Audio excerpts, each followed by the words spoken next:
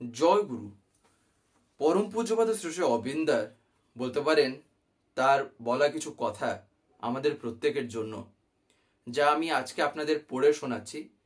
তবে এটা বলতে পারেন একটা আলোচনার মাধ্যমে সম্পূর্ণটা কমপ্লিট হবে না, তাই এটার জন্য কিছু আরও কয়েকটি আলোচনা আসতেই পারে। তাই আমি শুরু করি। বিষয়টা হচ্ছিল তিনি যেটা নিয়ে বলেছেন তা ছিল ইষ্টভৃতি।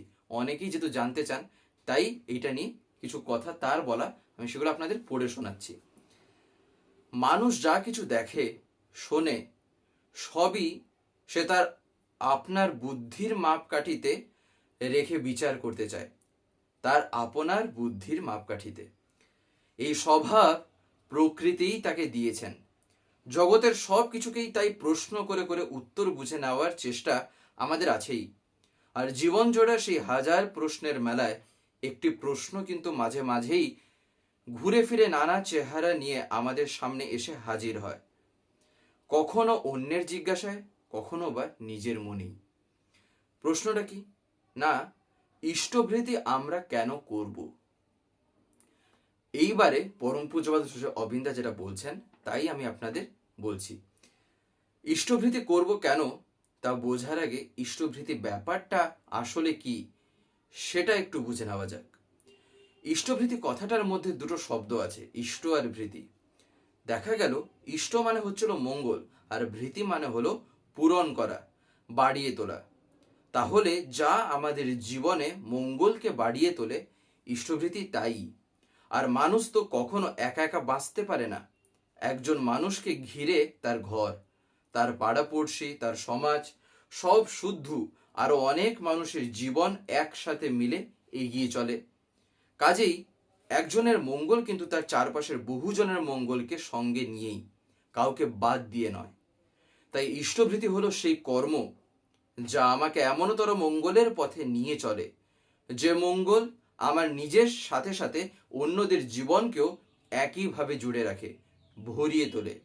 এখন প্রশ্ন জাগে, মানুষ যদি বুদ্ধিমান প্রাণী, কেবল বুদ্ধির জোরেই সে আজ জগতে সবার সেরা হয়ে উঠেছে, তাহলে সে নিশ্চয়ই জানে তার কিসে মঙ্গল হবে না হবে, আর সেই মতো সে চলেও নিশ্চয়ই। তাহলে তাকে আলাদা করে মঙ্গল অমঙ্গল বুঝতে গুরুর আশ্রয় কেন নিতে হবে? তার জন্য ইষ্টভৃতি কেন করতে হবে? গুরু মানে যিনি বড়, সব দিক দিয়ে আমার থেকে বড়। বুদ্ধি কিন্তু একটি বাচ্চারও আছে, তবুও সে বোঝে না কিসে তার আসলে ভালো হবে, কিসে আসলে মন্দ। তাই সে বড়র উপর ভরসা করে, তার কাছে শেখে, জানে, বেড়ে ওঠে। কিন্তু বয়স যতই বাড়ুক, যতই বুদ্ধি বাড়ুক, যতই জানা থাক, শেখা থাক, ভুল চুক কিন্তু কোনো দিনই পুরোপুরি আমাদের পিছু ছাড়ে না। তাই তো বড় বয়সে এসেও আমাদের কত ভুল হয়, তাই না? তাই পূজা অবিন্দে দেখেন বলছেন, তাই তো বড় বয়সে এসেও আমাদের কত ভুল হয়, কত ভুগতে হয়।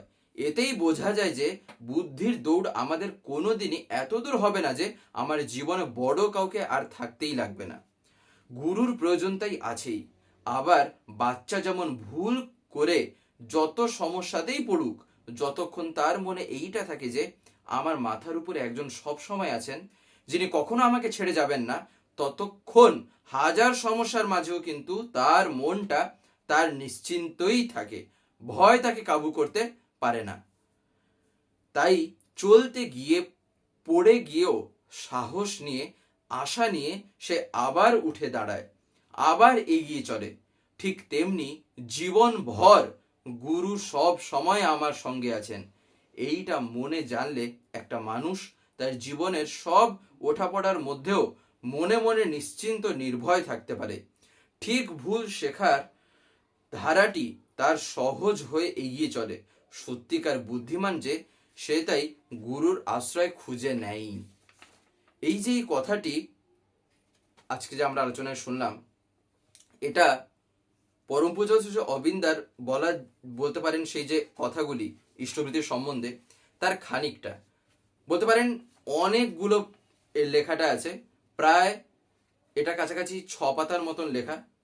তাই হয়তো পড়তে একটু সময় লাগে, যেটা এই এক আলোচনায় হয়তো সম্ভব হয়ে উঠবে না, এমনকি দুটো না, তার চাইতেও বেশি লাগতে পারে। তাই আজকে আমরা তার বলা কিছু কথা শুনলাম এই আলোচনায়। এরই কন্টিনিউয়েশন আবার কিছুদিন পরে আসবে, কয়েকদিনের মধ্যেই। তাই আপনাদের এটা আমি জানিয়ে রাখলাম। যাই হোক, আপনাদের প্রত্যেকের জন্যই আমি তার শ্রীচরণতলে মঙ্গল প্রার্থনা করে আজকের এই আলোচনাটি এখানেই শেষ করছি। জয় গুরু।